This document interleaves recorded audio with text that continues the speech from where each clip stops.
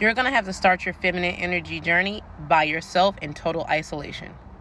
A lot of my clients ask me, or a lot of women, when I get on the app and I start coaching, they say, well, how do I start this feminine energy journey? Like, where do I begin? You begin by yourself. You have to be in total isolation.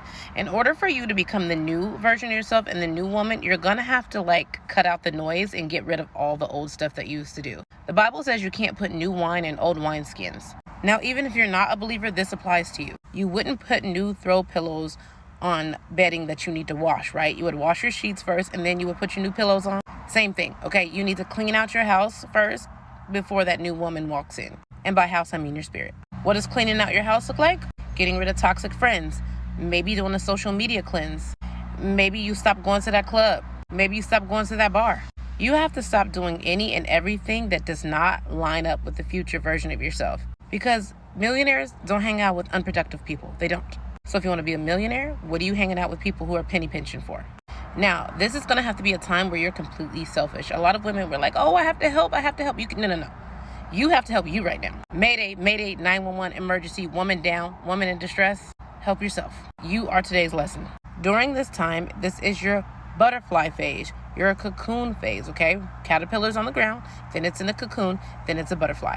It's in the cocoon all by itself before it transforms. So while you're transforming, you're healing, you're leveling up. You can get you a therapist, you can get you a coach, get you some self-help books, start watching some documentaries and the girls on YouTube, and completely immerse yourself in a cocoon of self-development. That is how you get started. That is how you level up all alone, to face your demons, to face all of those things that you've neglected, to face the person you've neglected the most, which is yourself, the man in the mirror, the woman in the mirror, to sit with your thoughts and your emotions and figure out the type of woman you want to be. Listen, I can't wait for a man to tell me, baby, I don't need you working so hard. All I need you to do is be pretty for me. Now you speaking my language. Well, I don't know why our culture thinks being a hustler is cute, because it's not. Having a hustle all the time is stressful. It's not pretty. It's not soft. Ain't nothing feminine about it. I do not want to lead with grind. I want to lead with peace, grace, softness. No hustle, no bustle. We should want peace, not pressure. We should want to be held and not drained. Y'all know it's Gemini season. My birthday right around the corner. What's up to all my Geminis? I downloaded this app called Astra because I really want to learn more about my sun, my moon, my rising, and all that stuff. Y'all know I live in LA. I can't go nowhere without somebody asking me, Brittany, what's your sign? So I'm like, let me tap in. Anyway, I downloaded the app, right? And I found out that I am a Taurus moon. So basically, your moon sign is our emotional core. Our moon sign makes us feel safe, seen, and deeply connected. And when your moon sign aligns with someone else's, it's like an emotional home. We all deserve somebody that we can connect with on an emotional level. So Astra told me that my Taurus moon craves a partner that shows up consistently, someone who creates peace in my life, someone that gives thoughtful gifts, makes time for deep conversations, and someone that isn't afraid of real loyalty. And it all makes sense, y'all, because I've really been craving peace, softness, comfort, and stability these days, like 100%. If I meet somebody, I immediately can sense confusion, trauma, commotion, and I just separate myself. Like, I don't even got the patience to entertain it no more. I want y'all to download the Astra app, create your free profile so we can learn our birth charts together. All you need is your birthday and your exact birth time, and Astra will break down your whole birth chart for you. It's real interesting. Y'all got to see it. We are women. We are delicate. We are creators. We not only deserve to believe it, but we deserve to be it. Let's stop letting society strip us of our feminine energy and our feminine power. Create a safe environment for yourself that allows your feminine energy to thrive.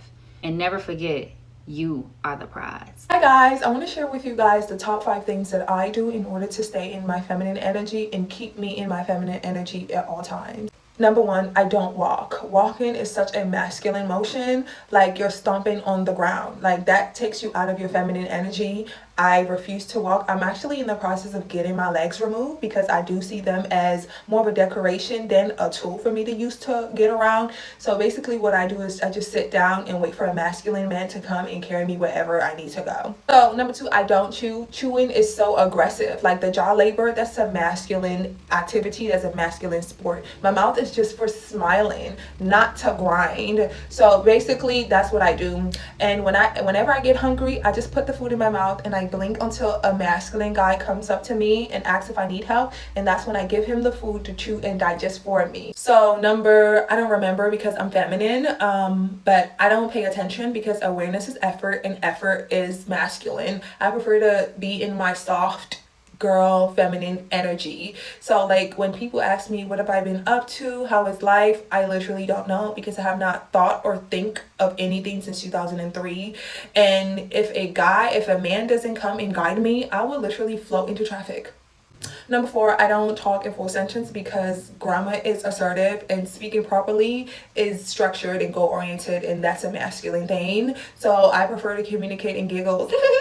And a masculine energy understands that, and I let him finish my sentence for me because that way I'm forever in my feminine energy and never stepping out of it. So I don't use my brain because thinking is violent and it's a masculine energy.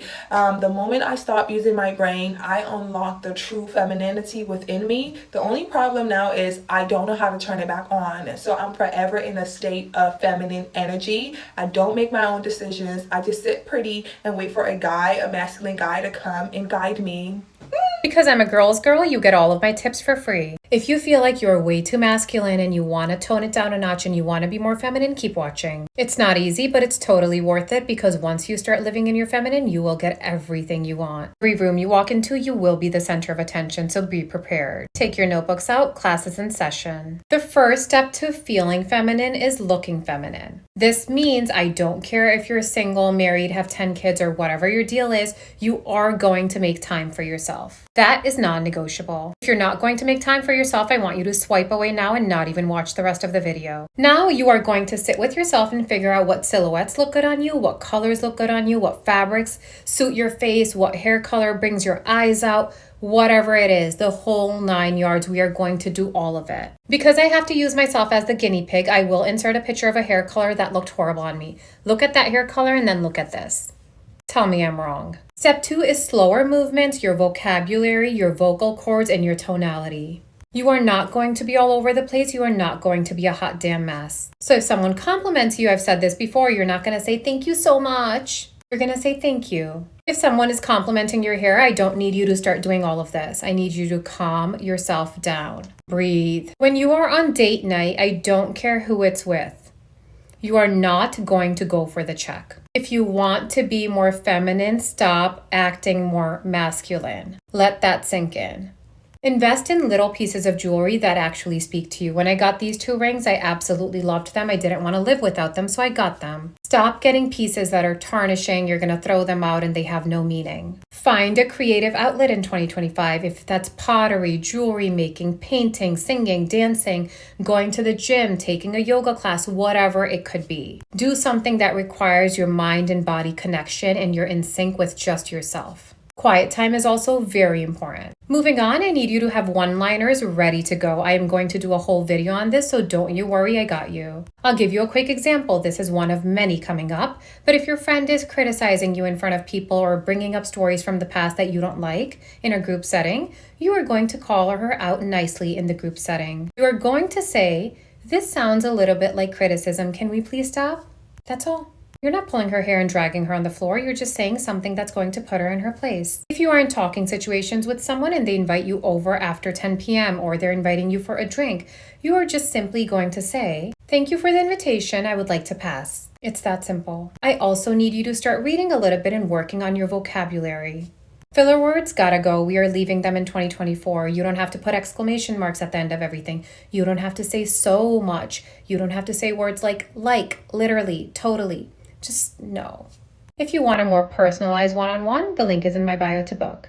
Okay, bye. feminine as constructed by Western society doesn't really encapsulate blackness. So when black women are overtly feminine as like typically constructed, it's kind of like for black women specifically because they've been so masculinized by society, by white society and black men, that to be feminine or soft is like to resist that and push back. So I think it does mean something different. I think it takes more effort to be allowed to be feminine as a black woman. So I think it is constructed a little bit differently. Sit down. My angels, being feminine and experiencing your femininity is one of the best gifts that God has given us. These are 13 things I do to maintain and nourish my femininity. Before we can get to any stuff like clothing, nails, hair, you have to address your trauma. There is no way that you can be soft and feminine and be raging with anger and pain inside. That will absolutely block your path to your authenticity. And your authenticity is what's going to make people love you for you. Suppressed happiness leads to anger, and suppressed joy leads to resentment. Number 2 is having a bona fide hygiene routine. So, things like scent layering routines, your skincare routine, body care routine. Feminine energy recharges from the inside out. So, having these routines nourishes you. Also, if you're ever sad or you're not feeling well, think of when you're driving. They say where you focus, you drive. So, think of it like this. If you're focusing on, hey, I feel horrible, you're going to keep feeling horrible. But if you're like, I know I feel horrible, but let me focus on my routines, those routines will steer you in the direction that will help you feel better. Next is having manners. I don't know if this is because I'm from the South, but a simple please and thank you, yes sir, no sir, can open doors that you wouldn't even think. So many people lack basic manners. It's so easy to be impressive by just using them. Next is learning how to keep and maintain your grace even when other people do not deserve it. Because, people be trifling. This just makes it to where you keep your peace, you don't raise your blood pressure, and nobody can say anything bad about you. Next is keeping my hair, nails, and brows in check. This is just a simple way to look put together, especially if you have some type of protective style you can just keep on. It's a low maintenance way of staying presentable all the time. The next one is you need to learn how to kick some booty. Learn a self-defense skill of some sort. So many people are scared to be nice to others when they go out because they fear for their safety. I get it. I used to live in New York. But if you really want to be able to experience your femininity and step into that in public, knowing that you know a self-defense skill will help you feel a lot more comfortable to do that. That way, if something were to happen, you can protect yourself. Fun fact is I am a black belt in Taekwondo. I trained for over 10 years. This one really changed my life, learning how to properly adorn yourself. So again, that's taking care of your hair, your makeup, your body, your outfits, what you wear. Learning how to be your own beauty inspiration. Also, you have to learn how to slow down. You are like me and you have anxiety. That's not going to help you be feminine if you're just spiraling off the walls. So learn how to slow down. When you're driving, I'm going to challenge you. Drive in the right lane behind the slow person. I know it's crazy, but just try. I need you to make everything an occasion. Get dressed up going to the grocery store. Get dressed up running errands. Get dressed up going to church. The little things. Dressed up just to hang around the house. Not wearing sweats all the time. Next, I need you to have a hobby that is not work, okay? Something you don't get paid for. Something that makes that inner child light up. That's what's gonna put the joy behind your eyes, okay? Another one, like I said, re-emphasizing, dress up always. Next, let your energy speak more than your words.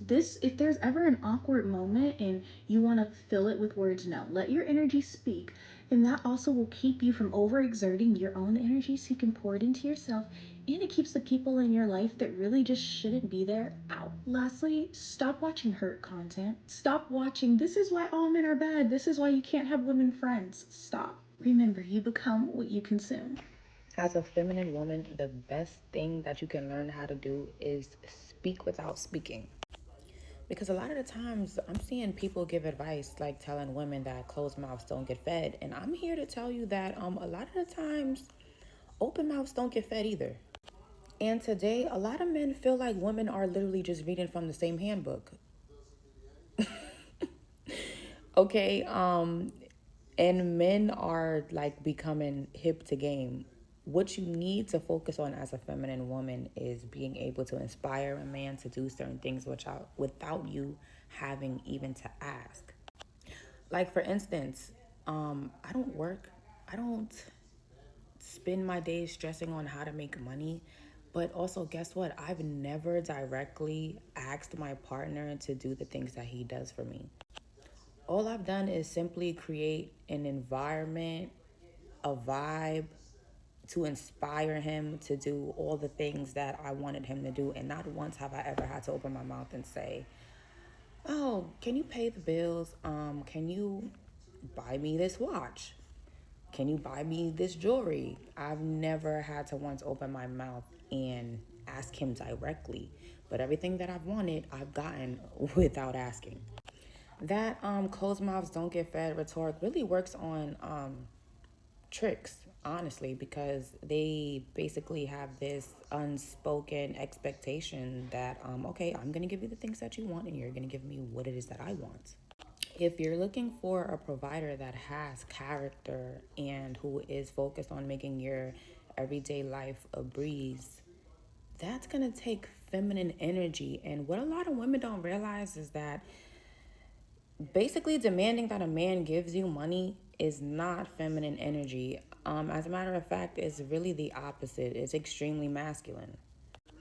And if nobody has ever told you this, okay, men will not tell you guys a lot of things. The types of conversations that they're having amongst themselves and their friends about the way women go about getting things are conversations that women will never be privy to. And I've heard them. Okay.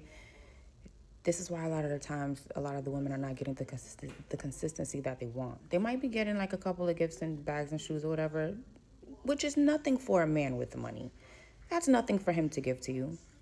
So, yeah, you're gonna get that, but you got to make sure you get it from Tom, Dick, and Harry too, because you can't get this one man to want to make sure that your quality of life is superb. So, you know, like I always say, it depends on what you want, but keep this in mind. You're a woman. You can literally get anything you want from a man. The key is making him feel like he's getting everything he wants. It starts with energy. Men are moved by how we make them feel. So when we're soft, confident, and in our feminine energy, it makes him want to protect, it makes him want to provide and impress you. You know, make him feel like it's his idea. So instead of saying things like, buy me this or I want this, try saying something like, hey babe, oh my God, I've been obsessing over this dress. It would look so good on me, right? You gotta like plant a seed and let him water it. You can guide a man without controlling him. Inspire him to want to give you everything. Reward his efforts. Men love to feel appreciated. They love gratitude. When he steps up, see him, smile, recognize it. Touch his arm, tell him, I love when you do that. It makes me feel so safe. Guess what? He'll crave to give it to you again because you associate his actions with him being a hero, making him feel like Superman. No man likes to feel small. Listen, we all know men have egos and they love when it's stroked. And I don't mind stroking when he deserves it, okay? We gotta stroke it softly. You know, babe, I feel so protected when I'm with you. We can make them feel powerful without giving up our power. Being soft doesn't mean to be silent. Men respond to tone, energy, and delivery. So if you're calm, sexy, and sure of yourself, he'll listen. You don't have to demand. Just suggest, and trust me, he will want to please you. Also, men like what they see. So when you walk in a room looking good, glowing, and smelling like heaven, you done already said everything without saying a word. It's in the sway of your hips, the gloss on your lips. That is feminine power. You don't force, you flow. And when you master the art of softness, you'll be getting everything you want. You don't chase, he gives and you receive.